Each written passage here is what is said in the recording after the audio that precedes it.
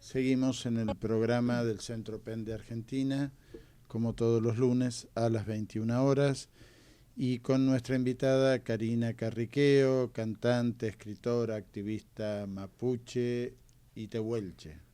Todo eso. Todo eso, Todo todo eso. eso.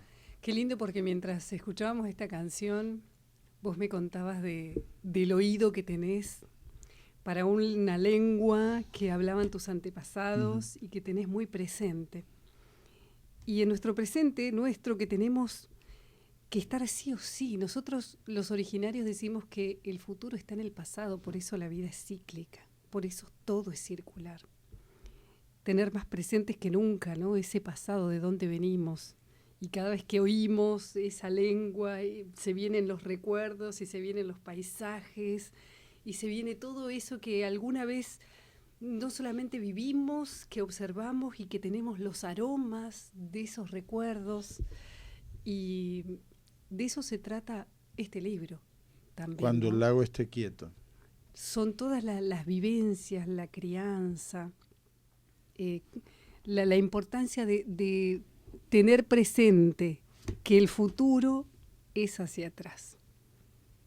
Entonces, ¿Cuándo tomaste conciencia? Porque no es fácil en Argentina reconocerse como de pueblos originarios. no, y sin darse cuenta, sin darme cuenta, porque, claro, crecer adentro de la cultura, hay cosas costumbres, que después con el tiempo, cuando en la época de la adolescencia, que empiezan las curiosidades y empiezan las preguntas y empiezan a aparecer los libros en mi vida, en las bibliotecas, los libros encontrados en la calle, empieza la investigación al revés, ¿no? ¿Qué es lo que se dice de nosotros? ¿Quiénes somos? Y ahí me encuentro con esta otra historia, ¿no? La historia oficial, la historia que se cuentan en los colegios, del indio, de hablar del indio, de la brutalidad. Y después, bueno, ¿por qué? ¿Qué se hizo? ¿Qué pasó? Crecer desde adentro es distinto. Es distinto porque yo con el tiempo me fui dando cuenta que, bueno, algunos antropólogos escribían determinadas costumbres antiguas. Y yo digo, no eran antiguas, y yo hacía eso. Nosotros, por ejemplo, cuando las mujeres tenemos nuestro primer periodo, ahí recién nos regalan nuestro par de chaguay.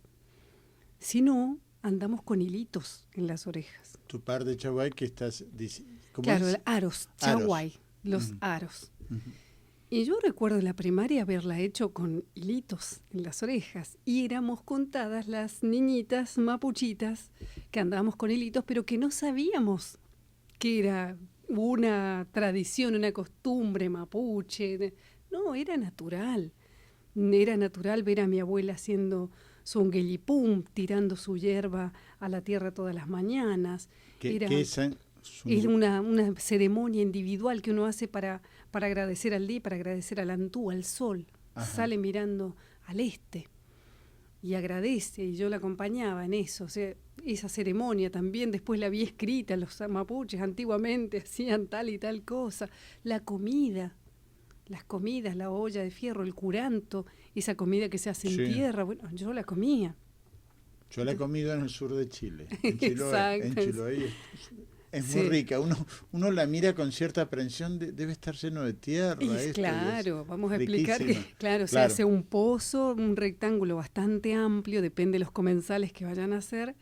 Se ponen piedras calientes, por eso se llama curanto. Curá de piedra y antú de sol, piedras calientes sería. Claro. Piedras calientes, hojas de nalca, que es una planta que crece muy en la cordillera, en la sombra húmeda, una hoja inmensa, grande. Se pone un colchón de nalcas y ahí toda la comida.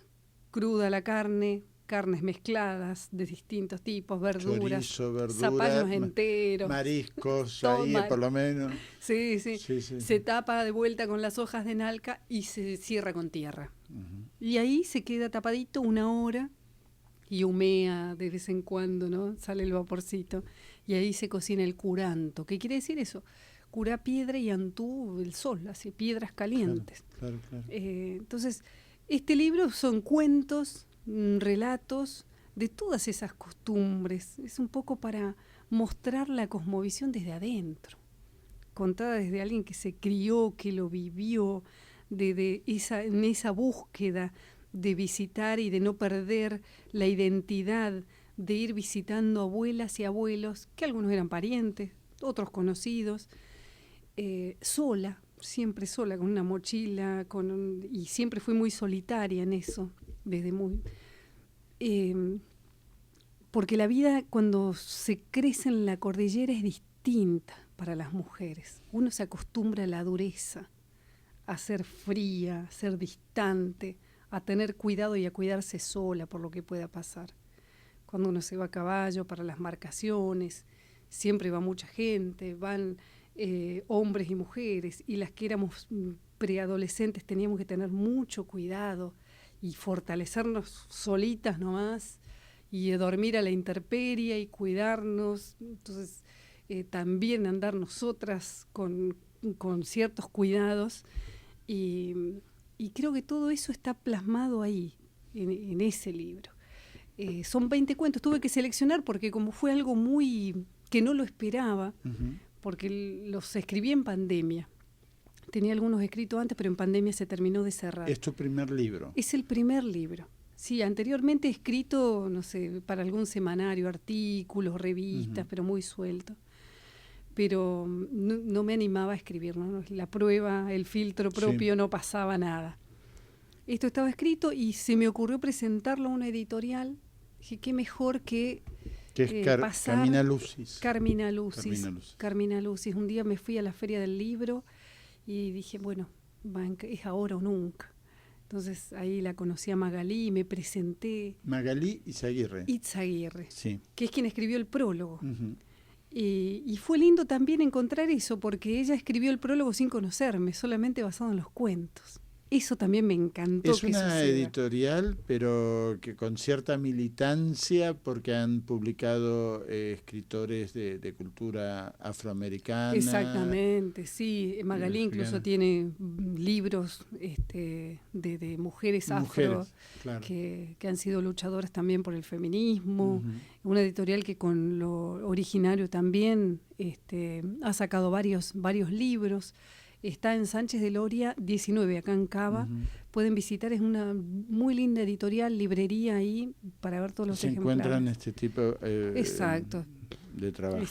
Sí, esta fue una selección de 20, o sea, había más, pero bueno, con esto de poder sacarlo este año y de que saliera y con el faltante de papel que estamos teniendo en Argentina. Y la especulación que hay alrededor de eso. Exactamente. Bueno, se decidió elegir 20 y publicarlos. Así que me sorprendió mucho desde que llevé el proyecto hasta que tuve el libro en la mano, pasaron 2 meses y de ahí a los 2 meses ya se había agotado. Bien. Así que esto es la segunda edición que salió hace una semana. Una linda noticia, grato para alguien que recién empieza a publicar y que y más con esto, ¿no? Esta temática, yo veía el faltante de cosas escritas por nosotros.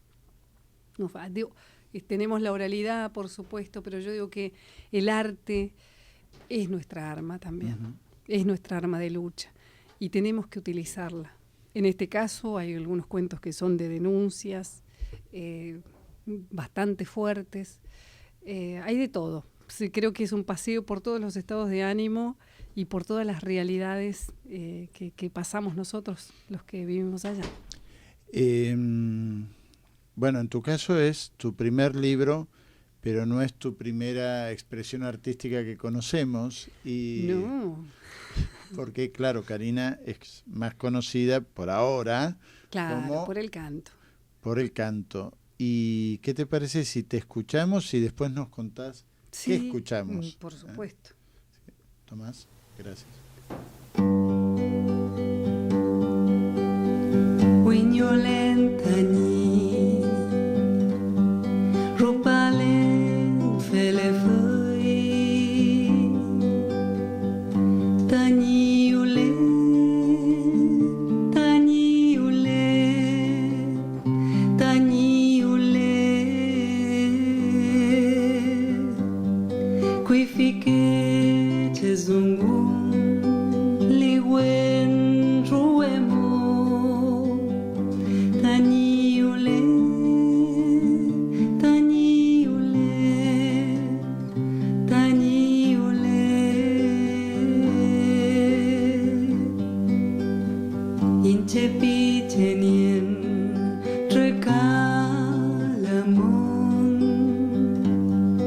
인체코 나서모 다니올레 다니올레 인체 페올라 게니포 다네웬 다니올레 간체올레 다니올레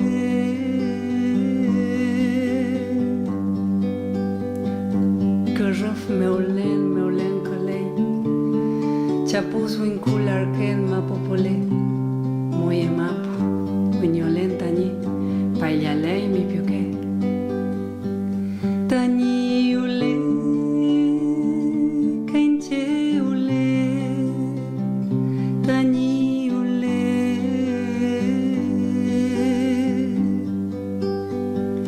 가예루파이 외누 레우푸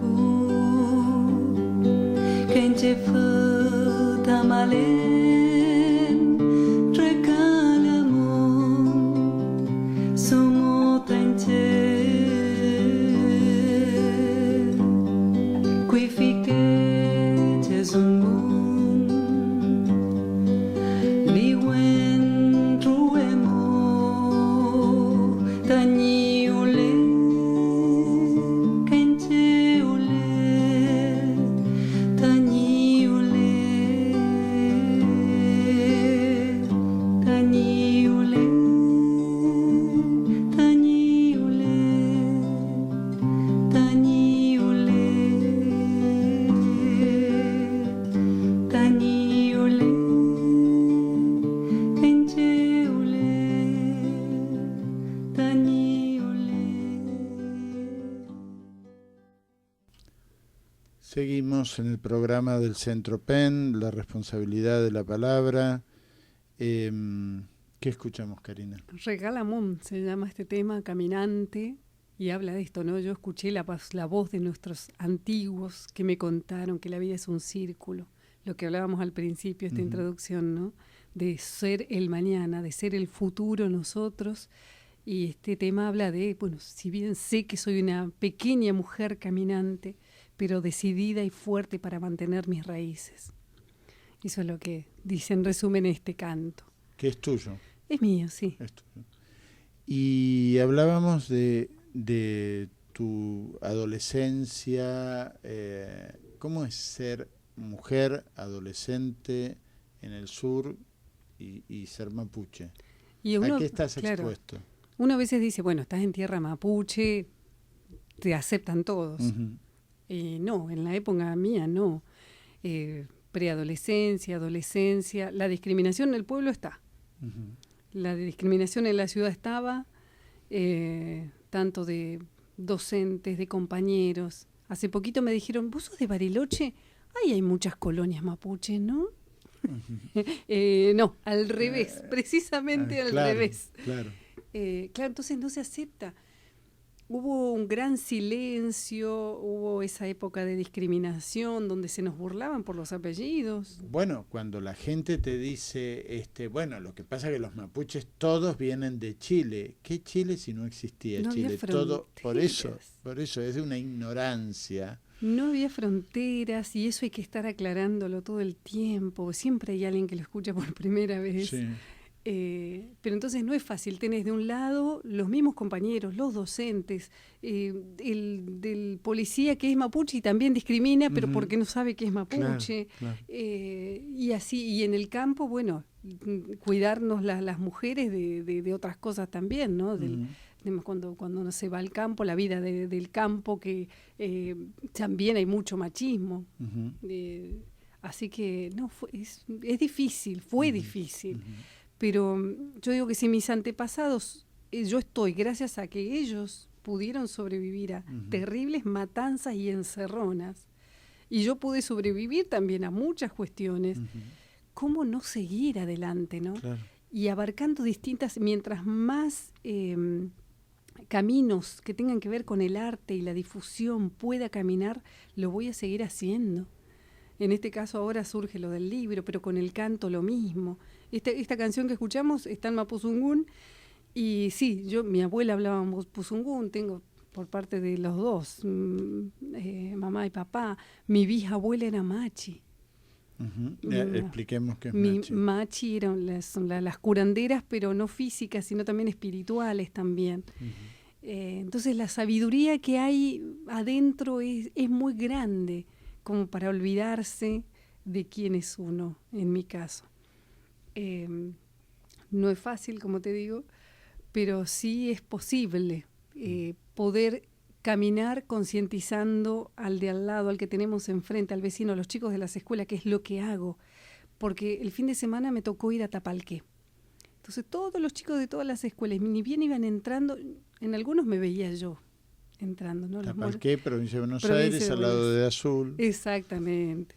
Y yo muchas veces me veo en los chicos, siempre entra alguna nenita así morochita, chiquitita, muy tímida, así que se queda atrás de todo porque no se anima. Y no iba contando los rasgos, ese mapuche, acá tengo otro mapuche, iba contando los rasgos. Y bueno, ¿y cómo decirle a esos chicos de quiénes son? Claro. Primero el significado de Tapalqué, tierra de las totoras, están en tierra mapuche. Y después, bueno, ir introduciéndolos. Exactamente, la extensión del pueblo mapuche es la Patagonia. Claro, Contanos. Exactamente, o el Mapu, lo que es toda la extensión donde se movió la nación mapuche, las primeras naciones, desde un lado y del otro de la cordillera hasta toda provincia de Buenos Aires, La Pampa, mezcla con los tehuelches también que estuvieron, así también se mezclaron las lenguas y los rasgos también son muy mezclados, Claro. así que en provincia de Buenos Aires también hay rasgos y hay gente mapuche, por eso la toponimia, o sea, tenemos lugares clarísimos Claro. de Y que presencia. pueden llegar a discriminar sin darse cuenta. Un día fui a Ingeniero Alan, sí, al lado de Chipolletti. Ajá. Allen. Tomo un colectivo con alguien de Penn, voy hacia el fondo, estaba lleno de hombres, no sé por qué había tantos hombres, y se da vuelta esta persona y le agarra un ataque de risa. Yo le digo, ¿de qué te reís? No, después te digo. Y es que cuando giró, estaríamos más o menos unos 30 hombres en el colectivo, yo era el único pelado. Entonces tenía que ver con que me dice, fíjate, todos hombres grandes, todos pelo. mucho pelo. Y me dice, pensar cuántos de estos hombres pueden llegar a discriminar a un mapuche, no haciéndose cargo de la herencia genética que hay en sus rasgos, ¿no? Exacto. Y bueno, me hablaba así de esto, del racismo que todavía hay. Me dice, es difícil encontrar médicos o gente que esté en un cargo de cierto poder, porque no se lo llama, digamos. Claro, pero que sí hay. Claro que sí hay. Pero bueno, es cierto. Sí. Yo conozco, incluso tengo amigas mapuche que saben varios idiomas y no las contratan solamente por el físico, por el color de piel, por el apellido. No dan con el estereotipo de... Sí, del europeo, del blanquito argentino. Exacto. Pero sí, es eso, es trabajar también a través del canto. Lo que pasa con la música es que llega de otra forma que a veces por ahí las palabras cuesta que lleguen a los niños sobre todo. Me pasó el otro día que un grupo bastante amplio de chiquitos con una canción quedaron todos con los ojitos cerrados. Yo los invité a cerrar los ojos solamente para que vayan al paisaje de montañas, de nieve, donde uno se duerme a través de una canción. Claro, a través de la canción.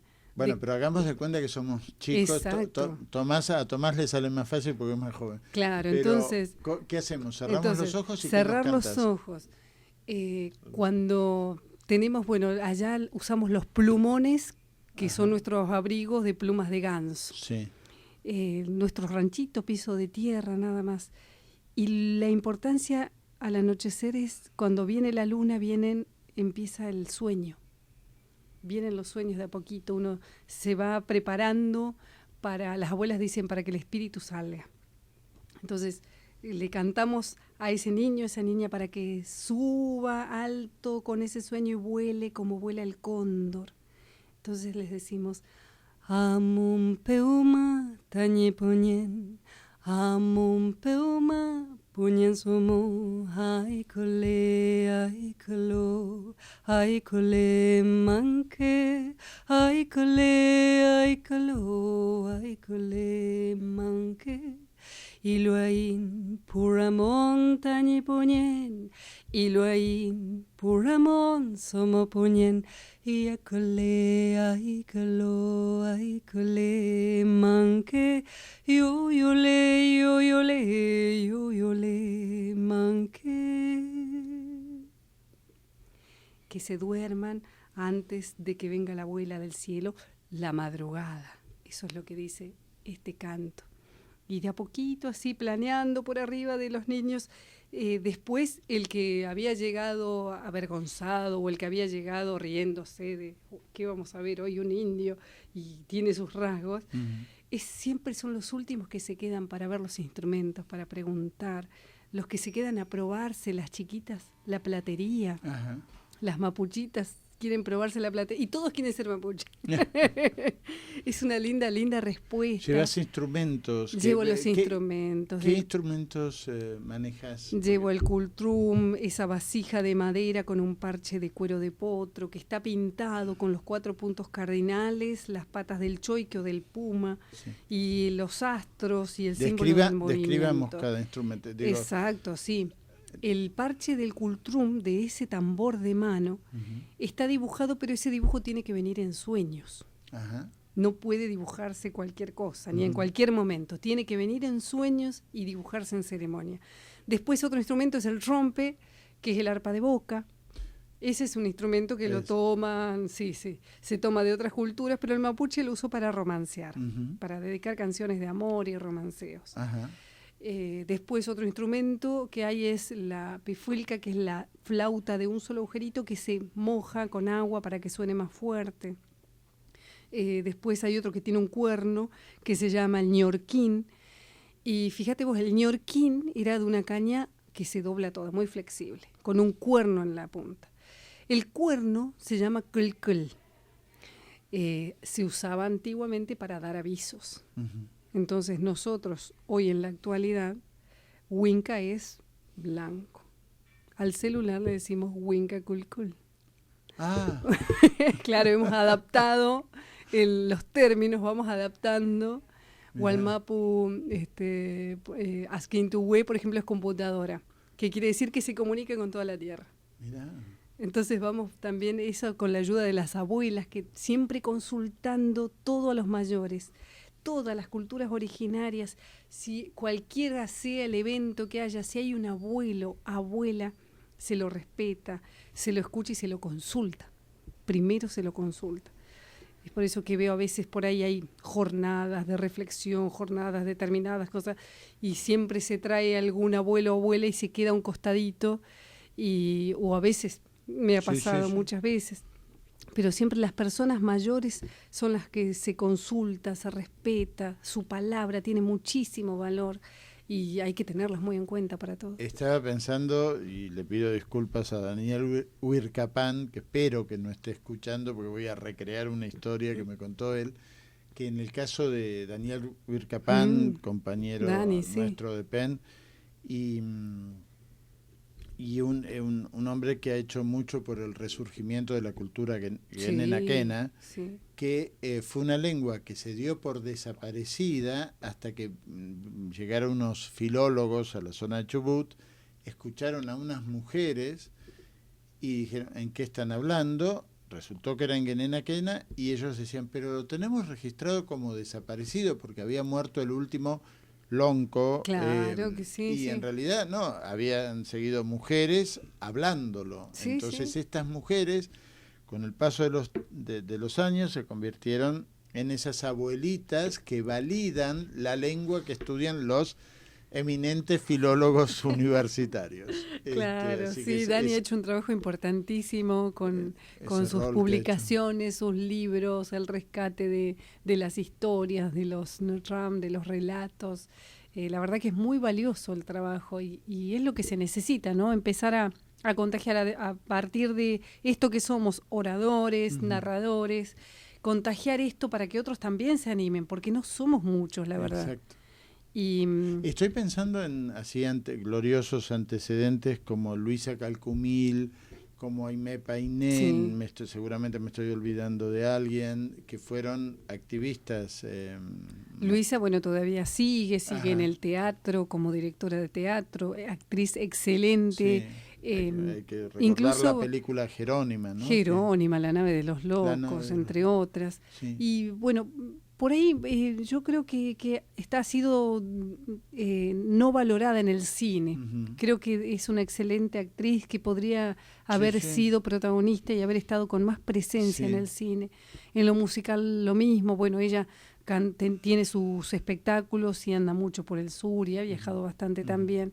Hizo también, marcó un sendero, un camino firme también con el canto, y es una de las mujeres también hay que agradecer Sí. que abrió ese sendero, igual que Aimé Painén, ¿no? Que murió muy joven. Murió muy lamentablemente. joven, claro.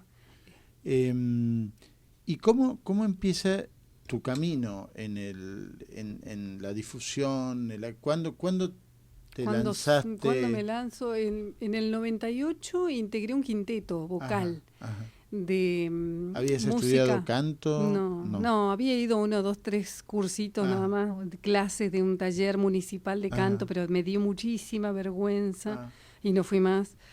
Y me convocan para este quinteto vocal donde tuve que aprender, no sé, en un mes todo referido al canto, desde arreglos, todo.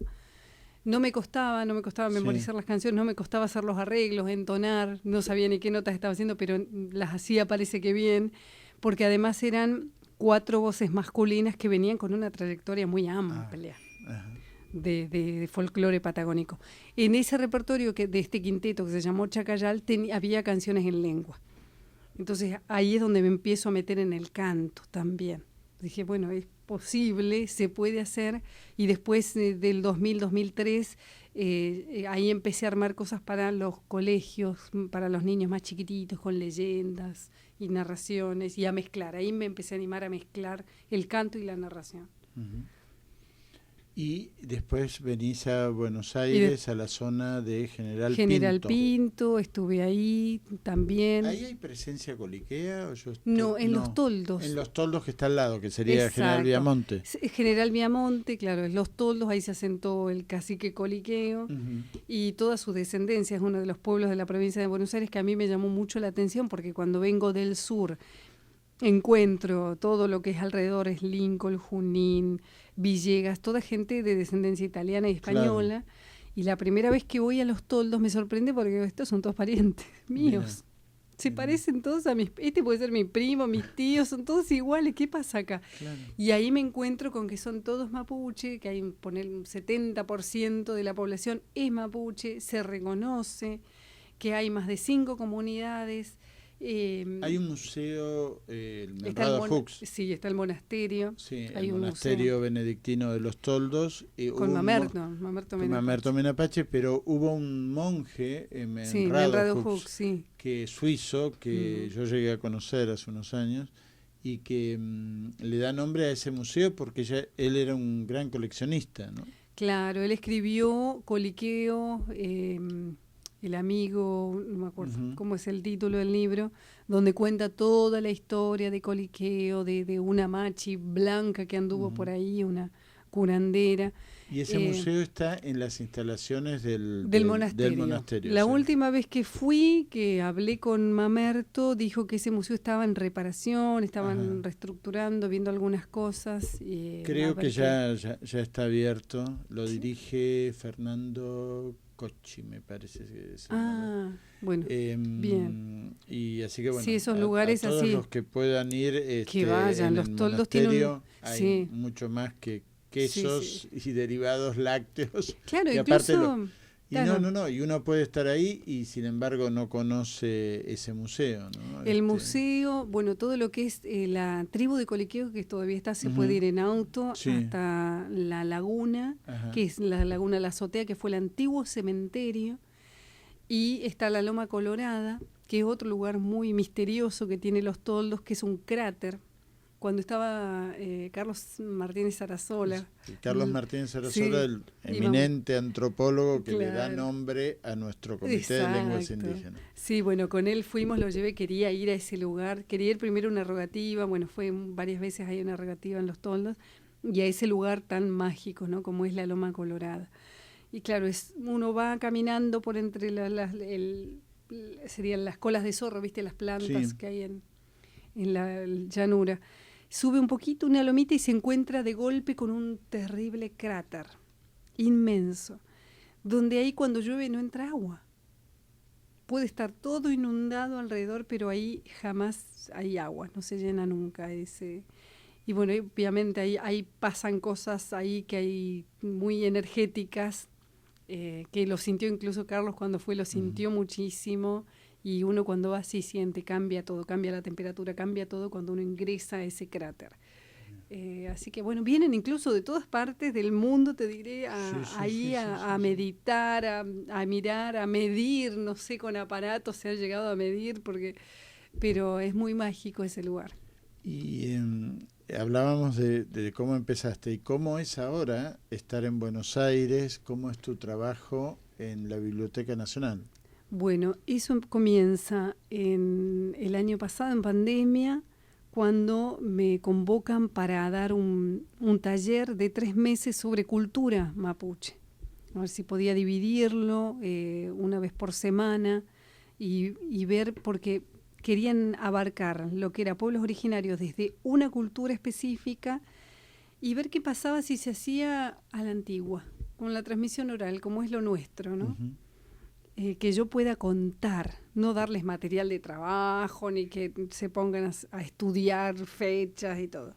Entonces ahí me pareció bárbaro y lo dividí desde ceremonias, la cultura, el canto y el arte, la discriminación y la historia. Bueno, fueron 3 meses donde se anotaron más de 1.500 personas en este taller. ¿No?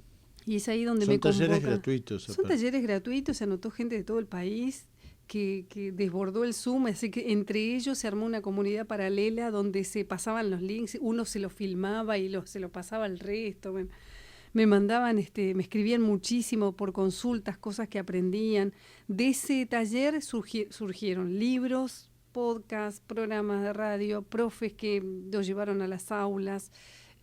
Se fue muy, muy rico en eso, en resultados, y es ahí donde me convoca la Biblioteca Nacional para formar parte del Centro de Investigaciones sobre Pueblos Originarios. Y bueno, y ahí nos empezamos a armar el ciclo de músicas originarias, la reedición de El Malón de la Paz, con Diego. Contanos qué fue El Malón de la Paz. Sí, Diego Antico y Emiliano Ruiz Díaz, que integran el centro. El Malón de la Paz, bueno, en la época de Perón se arma un grupo de originarios del norte, de Jujuy, que vienen caminando hasta Buenos Aires para reclamar por sus tierras, por los títulos. En los años 40. En los 40, sí. Perón envía al teniente Bertonasco como para que coordine y vea un poco de qué se trata todo esto. Se va el teniente con su uniforme y vuelve de barba y poncho, y vuelve hecho un colla. Cuando llegaron acá a Buenos Aires, los recibieron, subieron al balcón y todo, pero los alojaron en el hotel de inmigrantes. Mirá qué significativo eso, ¿no? No tuvieron respuesta, los tuvieron varios días y semanas paseando, que conocieran el subte, que viajaran en colectivo, que fueran a una cancha a hacer una previa de un partido, hacerlos jugar. Los collas jugaron un partido y salieron en todos los diarios. Bueno, una historia en una cancha. En una cancha. No, digo, en sí, una sí. cancha que la palabra misma Sí, es exactamente, no, todo. Sí, sí. Hermógenes Cayo, que fue uno de los maloneros, el Malón de la Paz, venían son de paz y venían solo a reclamar sus tierras. Hermógenes vino escribiendo un diario de viaje. Bertonasco también escribió su propio diario y Bertonasco un poco se fue volviendo tan místico en su venida acá y en este trayecto la que hizo historia de con una el... transformación, supongo. Totalmente, él se creía el Mesías, ya Claro. de último decían mis collas, esto yo que soy, no, Sí, sí, sí, sí. era tremendo.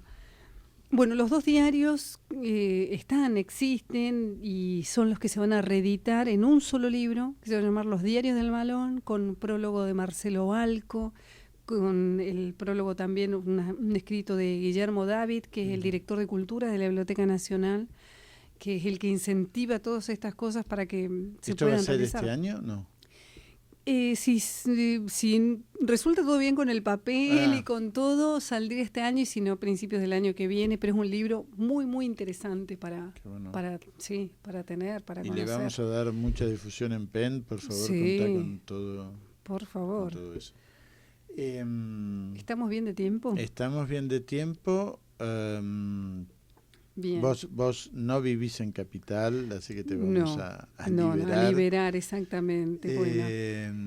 Pero, ¿tenés alguna invitación para hacernos en el ciclo que coordinás en la biblioteca? ¿O El ya? de músicas terminó el ciclo, sí, hay una muestra ahora que se hace desde el centro, que es el martes que viene, se Martes inaugura 15. El Tesoro de las Lenguas. Son los escritos de los misioneros, los jesuitas, que sí. escribieron en lenguas, no sé, desde el Padre Nuestro para esa conquista espiritual que se hizo en el continente. Y bueno, se sacan del tesoro para exponerlos ahí. Y es una muestra muy chiquitita en el tercer piso, en el hall, Ajá. pero interesante. ¿A qué hora? 19 horas. Pero queda hasta el 2 de diciembre. Así que va a haber tiempo para ir de las 9 de la mañana hasta las 9 de la noche. La biblioteca está abierta, de lunes a viernes, los sábados también. Sí. Pueden ir a visitarla cuando quieran. ¿Cómo dijiste que se llama? El Tesoro de las Lenguas. De las lenguas. Sí, exactamente. Bueno, Muchísimas agradecer gracias. muchísimo a PEN, agradecer a Carmina Lucis, a Magalit Aguirre por la editorial, por este trabajo acá es cuando que hizo. Tomás del Olmo me mira con cara de la cámara está acá. Bueno. ¿Dónde está? Ahí, sí, perfecto. Bien. ¿Viste? Soy hijo del rigor. Me mirás así, yo digo, bueno. Es una invitación a la cultura desde adentro con cuentos y relatos que cuando las van a... el lago esté quieto. Exacto. De Karina Ocurre Carriqueo. algo en el sur, cuando el lago está quieto, ocurre algo que van a tener que descubrirlo ahí. Muchísimas gracias, Karina, y nos vamos a ir con tu voz y tu música. Feley es bien, equivale al ok. Al ok, ¿cómo es entonces? Feley. Bueno, vamos a tener el año que viene, si volvemos, sí. un ciclo de enseñando mapuche. Muchísimas gracias. No, por favor. Un beso grande.